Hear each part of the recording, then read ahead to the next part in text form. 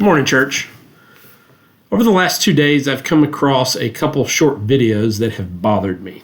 The first had a mid-90s praise and worship song playing. I can't remember the exact song, but it had the words on there, "If you were raised in the church and know this song, then how is therapy going?"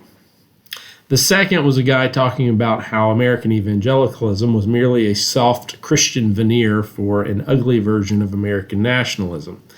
He claimed that talk like Jesus as personal savior was a way of making something bad seem good. Now, my first reaction to both of these videos was, I don't have time for this mess.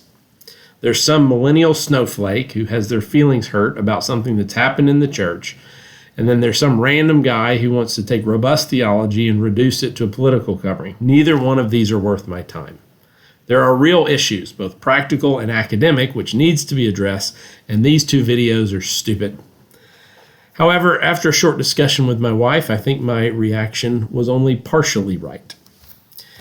In relation to the first video, I think that I was right to be slightly aggravated at someone taking shots at Christianity because of their bad church experience. There isn't an institution in the history of mankind that is without error, and this includes the church. Jesus, the head of the church, is perfect, but the church itself still has its issues. One's experience with math class, which we might call math culture, no matter how bad, has no relevance as to whether or not 1 + 1 = 2 or a squared plus b squared equals c squared. Math is true because it relates to the reality of math. To quote a famous political pundit, facts don't care about your feelings. The truth of math and the truth of Christianity both reside in whether or not they match reality. If 1 + 1 = 2 is true, then emotions connected to math class do not do anything to change that truth. Likewise, if Jesus came, he died, he rose again, then Christianity is true, and no bad church experience can negate that fact. The same thing can kind of be said of that second video. The guy in the video never refutes evangelical theology, but merely states that it's a cover for something sinister. I'd even go so far as to say he sets up a straw man of evangelical theology.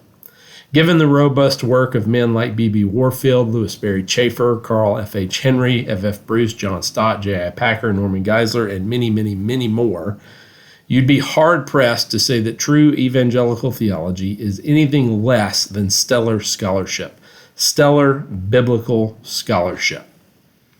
However, with that said, I want to say that my attitude was way off after I finished watching these two videos. And I want to read you two verses that kind of point this out. 1 Peter 3:15 says this, "But in your hearts honor Christ the Lord as holy, always being prepared to make a defense to anyone who asks you for a reason for the hope that is in you. Yet do it with gentleness and respect." And then 1 Corinthians 13:2, "And if I have prophetic powers and understand all mysteries and all knowledge, and I have all faith so as to remove mountains, but I have not love, I am nothing." I believe that my frustration and even aggravation at those two videos was justified to a certain extent. I think that they are both way off and misguided. However, my response cannot be, I don't have time for this mess. I have been called to give an answer. I have been called to do it with gentleness and respect. I am not saying that there aren't times where we need to, I'm not saying that we don't need to use a tougher tone at certain times. I'm not saying there aren't times when we need to use certain effective rhetorical tools because there are other people listening other than the person that we're simply talking to. But what I am saying is that whatever we do, it must be done in love, seeking the good of those that we encounter. We are to pray for them, and we are to care for them enough that we are able to give them a real answer.